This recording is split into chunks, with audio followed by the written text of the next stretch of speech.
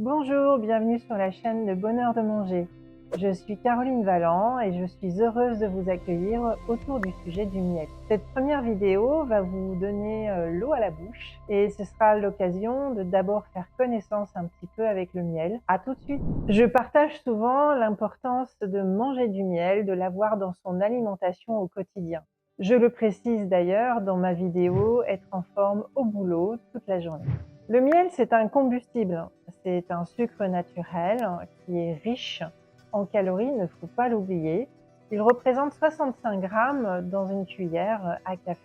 Ne l'oubliez pas, c'est un sucre et donc il peut être déconseillé pour les enfants, notamment en grande quantité à cause des caries. Bref, le miel, c'est bon, c'est bien, mais c'est comme tout, il faut savoir le manger sans excès. Personnellement, je n'étais pas une grande consommatrice de miel avant que je change mon alimentation. Aujourd'hui, il a pris une place très particulière dans mon placard. C'est un produit que je consomme tous les jours, mais d'une certaine manière, pour des raisons bien précises. Pour le goût, certes, mais pas que. Toutes ces raisons qui font qu'il a pris une place particulière dans mon alimentation, eh bien, j'ai envie de le partager avec vous. Je vais non seulement vous expliquer ses bienfaits, comment l'acheter, comment le consommer, mais aussi sa face cachée. Et je vais partager dans cette première vidéo et les suivantes mes astuces pour le manger dans un souci de plaisir gustatif, mais aussi d'énergie au quotidien. Contrairement au sucre raffiné, le miel est un sucre qu'on pourrait dire naturel, qui est travaillé par nos abeilles et nos apiculteurs. C'est une association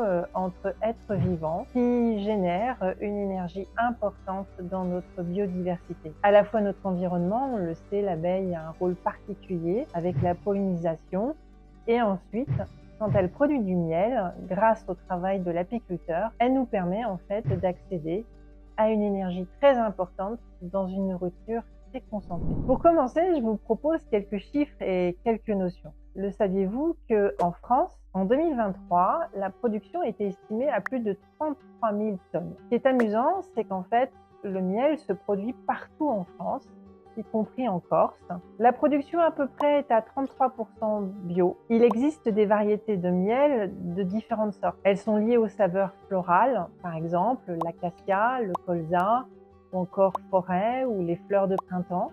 La lavande aussi est très connue, ou encore le thym, le romarin, etc. Aujourd'hui, on a un suivi de ces différents types de variétés, en particulier certaines qui sont vraiment produites pour des raisons spécifiques, notamment gustatives, mais aussi pour des raisons de santé.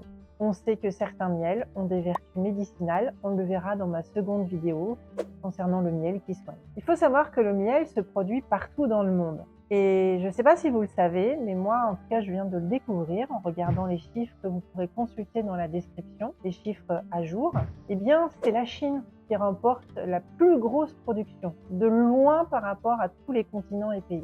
La Chine a véritablement détrôné les États-Unis qui, dans les années 60, étaient encore le plus gros producteur. Nous sommes des nains à côté de ces chiffres que produisent la Chine ou même les États-Unis. Mais j'ai envie de dire, c'est pas forcément un désavantage. Au contraire, je pense que pour nous, c'est l'opportunité de préserver une qualité du miel réalisé par nos apiculteurs localement. Il faut le savoir, on le verra dans une autre vidéo, le miel le plus bénéfique pour notre santé, au-delà du goût, est le miel brut, pas pasteurisé. Plus la production est importante, plus potentiellement nous avons une proposition pasteurisée. C'est normal, c'est aussi pour des questions d'hygiène alimentaire. Mais nous le savons, globalement le miel, même s'il n'est pas pasteurisé, donc pas chauffé à haute température, il va être plus bénéfique que nocif vis-à-vis de notre santé. Personnellement, je préfère manger du miel brut. Idéalement, j'essaye de le trouver et pour ça, je me suis renseignée sur des apiculteurs qui sont basés localement près de chez moi ou par des associations qui me fournissent des miels d'apiculteurs dont les variétés m'intéressent. Il vous suffit de regarder sur internet. Ceci dit, je vous cache pas que ça demande un petit peu de recherche, un petit peu de réflexion et peut-être de critères de sélection. Cette introduction vous a plu? Alors je vous propose qu'on continue autour du miel et on va parler du miel comme solution alternative au sucre. Le miel peut nous permettre de garder la ligne, c'est une bonne nouvelle. Effectivement, il peut être une solution alternative au sucre raffiné, le sucre blanc. Donc, il faut savoir que le sucre raffiné blanc est à un indice glycémique 70 plus, et si vous mangez du glucose, là on est carrément à 100.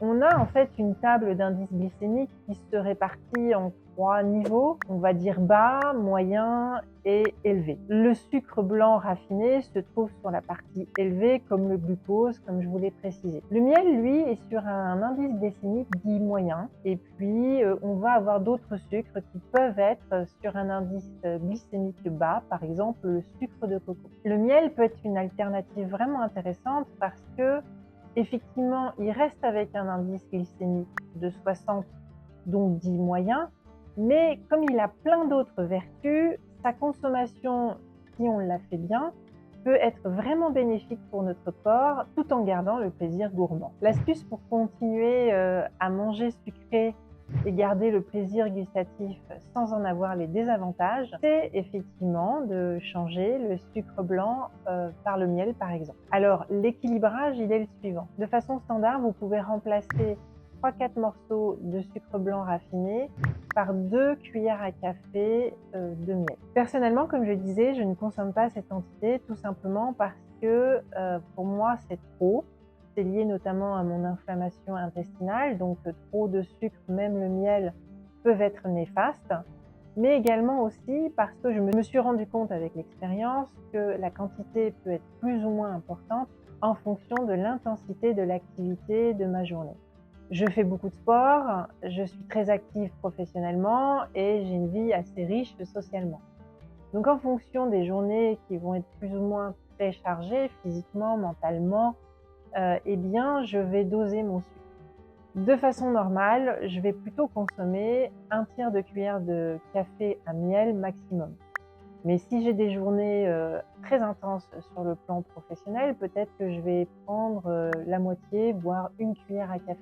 Et quand je suis en période de compétition, je ne vais pas hésiter à prendre une bonne cuillère à café, voire peut-être un peu plus, si je ressens le besoin de me booster. Vous trouverez en description une fiche pratique que vous pouvez télécharger qui concerne les différents indices glycémiques des sucres, dont le miel, le sucre blanc et d'autres peut-être vous ne connaissez pas encore. Par exemple, le miel acacia a un indice glycémique qui est plus bas que le miel de façon standard, c'est-à-dire qu'il est à 53 au lieu de 60. C'est assez intéressant. D'ailleurs, pour certaines personnes atteintes du diabète, on peut le recommander comme substitut en sucre pour pouvoir continuer à avoir le plaisir de manger sucré, mais sans forcément en avoir les désavantages. Par contre, le miel forêt a un indice glycémique très élevé, il est à 81. Donc attention, selon la variété des miels que vous choisissez, vous pouvez avoir une bonne ou une mauvaise surprise. Il faut que vous trouviez votre équilibre. Donc testez si vous êtes un gros mangeur de sucre, peut-être d'abord 2 cuillères à café de miel, et puis peut-être réduire au fur et à mesure en tenant compte de l'intensité de votre journée. C'est à vous de trouver l'équilibre. Votre corps va vous le dire tout de suite. C'est vraiment un produit très important pour notre fonctionnement quotidien. Je vous l'ai dit, c'est un super aliment. Ce serait dommage de passer à côté.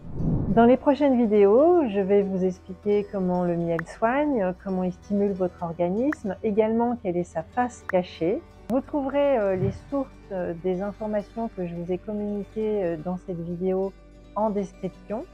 Vous pouvez télécharger les fiches pratiques que je vous ai évoquées concernant l'indice glycémique des sucres, mais aussi des différents miels. N'hésitez pas à liker, à partager, à commenter et vous abonner si vous avez trouvé ce contenu utile et que vous avez envie de suivre mes prochaines vidéos concernant l'alimentation et ses bienfaits.